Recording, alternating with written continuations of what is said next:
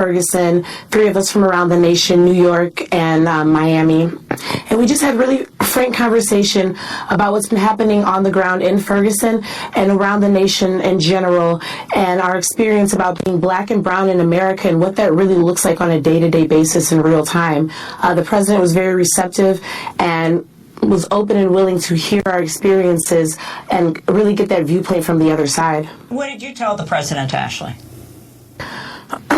I told the president myself the reason that I know that this movement has to be maintained. I gave him a very personal story about why I continue to do this work, why I'm so committed to this work. My family is a large part of that. In particular, one of my younger cousins, who is a very, very fast runner and loves to run everywhere. And I looked the president right in his eye and said that I do this work because I want to make sure that unlike Tamir Rice and unlike Trayvon Martin and unlike Mike Brown, my little cousin can make it home safely. Ashley, what were the policy prescriptions that you offered to the White House on Monday, and what's your response to those that they announced? The task force, the tightening slightly of the rules for giving military equipment to police forces, and the body cameras to police? Well, the steps that they introduced yesterday are just that. They're steps, right? They have to lead to something.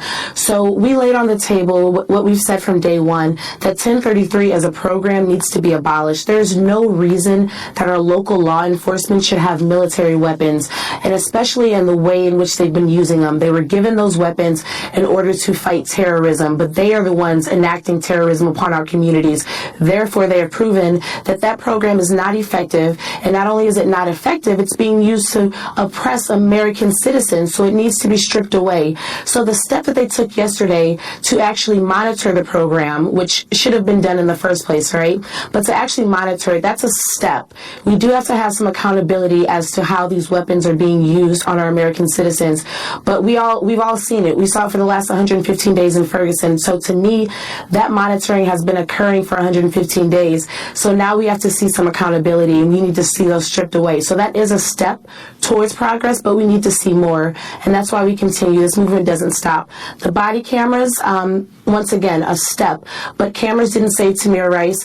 Cameras didn't save John Crawford. They didn't make sure that John Crawford saw justice. So we know that while that is a step towards ending this real problem, the real root of it has to be addressed, and the real root of it is racism in America, the anti-black sentiments that exist, and we have to have a cultural shift. It's the reason why Darren Wilson is able to get in front of a grand jury and say that he saw a young black boy as a demon, and people can accept that. We have to address why that is a reality in our community, and until we begin to address that, we really can't have any real change, and all we have is these small steps towards justice, but we need leaps and bounds. Ashley, your response to the grand jury decision and to Darren Wilson resigning from the Ferguson police force?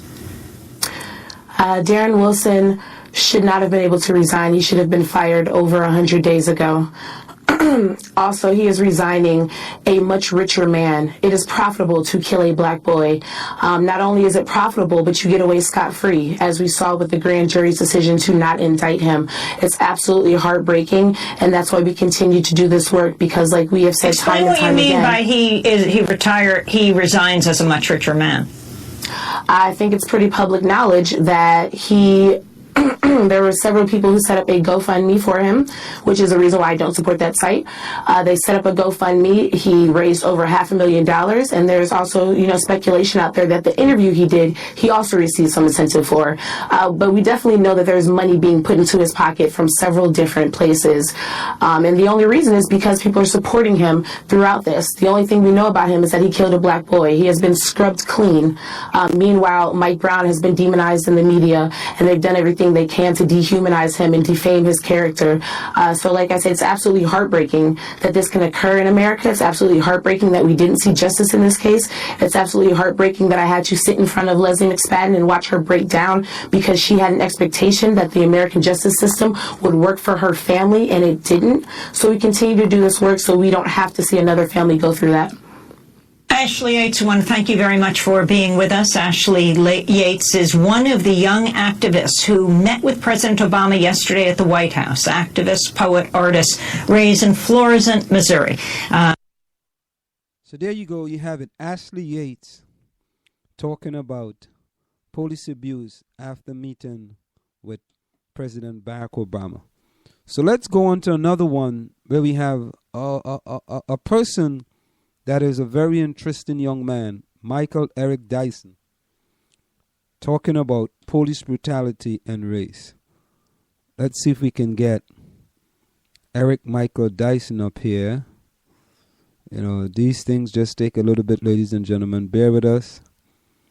We're working with a new tool here in the Village with Anselm Marjorie. Democracy Now!, democracynow.org, The War and Peace Report. I'm Amy Goodman. President Obama's planning a day of meetings today at the White House related to the fallout from Ferguson. He'll first meet with his cabinet to discuss the results of a review of federal programs that provide military-style equipment to state and local enforcement agencies. Obama's also invited younger civil rights leaders for a meeting today to discuss what one official described as, quote, the broader challenges we still face as a nation, including the mistrust between law enforcement and communities of color. Also today, Attorney General Eric Holder's heading to Atlanta to speak at the Ebenezer Baptist Church where Martin Luther King Jr. once preached. Holder's visit is part of the White House strategy to strengthen relationships between police and the communities they serve.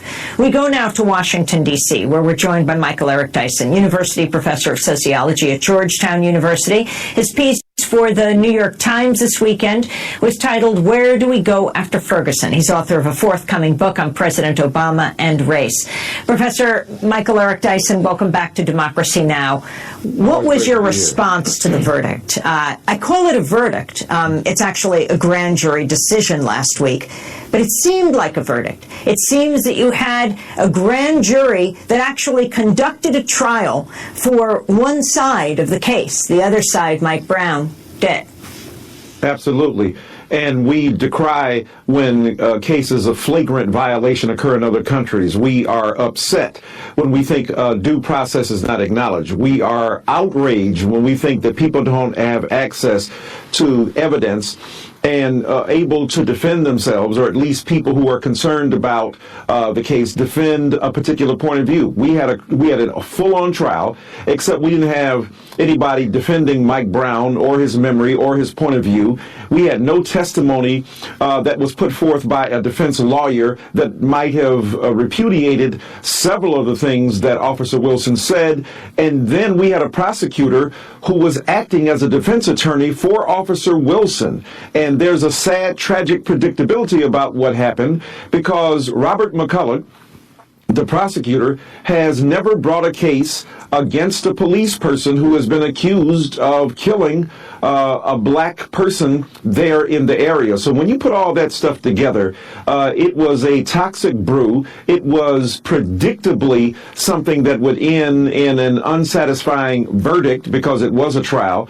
And I think this underscores the inability of people of color to get our viewpoints across. It is not simply a matter of mistrust or distrust. You know, when somebody's abusing a child, you don't say, let's develop trust between a parent and a child. You remove the abusive parent, give them some parenting skills and lessons, or at the very least prevent them from imposing further abuse on that child. So I think that the very metaphor that regulates and governs the kinds of meetings between the White House, which are critical and necessary, and police departments and citizens surely must involve developing trust, but trust only after the abuse has been removed. You mentioned the word child, Michael, and that's exactly how Darren Wilson described how he felt. He felt like a 5-year-old child dealing with, I think he put it, Hulk Hogan. Can you talk about the trove of papers that McCullough released and that description that Darren Wilson gave of dealing with Mike Brown? Yes, that's an excellent point to underscore. Mike Brown was 6'4", and 292 pounds. Officer Wilson is 6'4", 210 pounds. So you are hardly a child against a Hulk Hogan. Look at what's being reinforced here. The brawny, blustering, as Ann Petrie put it, behemoth, this big black man, 18 years old, this big black man who was rising up in the collective imagination of America and and in Officer Wilson's sight as some kind of demonic force. He literally used the word demon. It was a demon. It looked like a demon coming at me. He's reduced him to a thing. He's made him an animal or less. He's made him a figment of not only his imagination, but the collective imagination of America that has been fearful of the black male threat. When you put all that stuff together, from pop culture, from deep religious and scientific treatises in the early part of the 20th century that were completely and thoroughly racist, then you've got a tremendously difficult problem on your hand. And that is to say, how do black people protect themselves not against simply the bullets of a police officer, but the metaphors, the stereotypes, the tropes that operate in that police officer's imagination that are equally lethal because they lead to trigger happy cops, or at least hair trigger decisions where cops end up believing that they must use lethal force to contain a threat that's not even real, or if there is a real threat, resort to the most lethal form of resolution of the conflict, as opposed to trying other things like driving away, like using mace, like tasing, like calling for help and the like. So when we think about all of this, this is the dehumanization of African American people. This is the failure to recognize our fundamental rights to exist in the state. And this is using state authority to legally execute black people on the streets of America. Professor Dyson, I wanted to go to that exclusive interview with ABC News' George Stephanopoulos last week that Officer Darren Wilson gave, breaking his silence about the shooting of Mike Brown. Is there anything you could have done differently that would have prevented that killing from taking place? No. Nothing? No.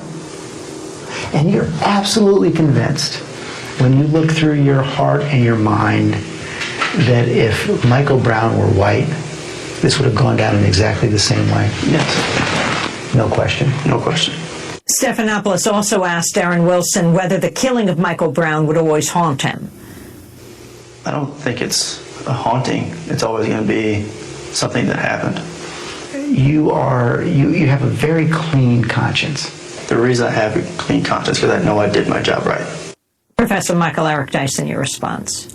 Well, this is disturbing. First of all, even people, men of war, women of war, who feel that they are executing their duly sworn responsibilities have a sense of shame or guilt, or at least some kind of disturbing emotion that makes them regretful of having to do what they think they have to do. This man has a clear conscience because he is conscienceless when it comes to executing his responsibilities in the face of, black humanity, denying black humanity, refusing to acknowledge that there were alternatives available to him, and then feeling a kind of, dispassion, a kind of clinical distance from the event, as if it was somebody else doing it. And the reason he is not bothered by it, because I think that this man has been reared in a culture that has taught him the lack of respect for black lives. That's why the Black Lives Matter is important. And let's not forget, 30 for 30, the ESPN documentary series, did one of their documentaries on, I think it was a football team from Ferguson,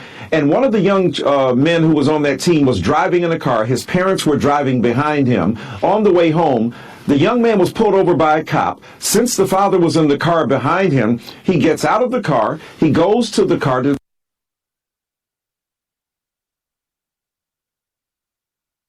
discover what's going on, and they say this policeman treated them with profound disrespect, was extremely aggressive, hostile, and nasty, was attempting, I think, to arrest the father, but ultimately did not do so. Who was it? Officer Darren Wilson. So we know that this man is used to being 6'4", bigger than most of his, quote, competition, most of the people that he deals with, and when he met his match, so to speak, physically, let's be real. What may have happened there is the same thing that might have happened with Trayvon Martin and George Zimmerman, is that a white person, in this case even worse, because he is a duly sworn officer of the state, attempting to menace and intimidate an African-American youth, and may have gotten more than he bargained for, or bitten off more than he could chew, and as a result of that, withdraws his gun from its holster or wherever it was planted, and then shot this boy mercilessly. And then even on the streets, despite what he testified to, there are so many other witnesses that suggest that Mike Brown's hands were up.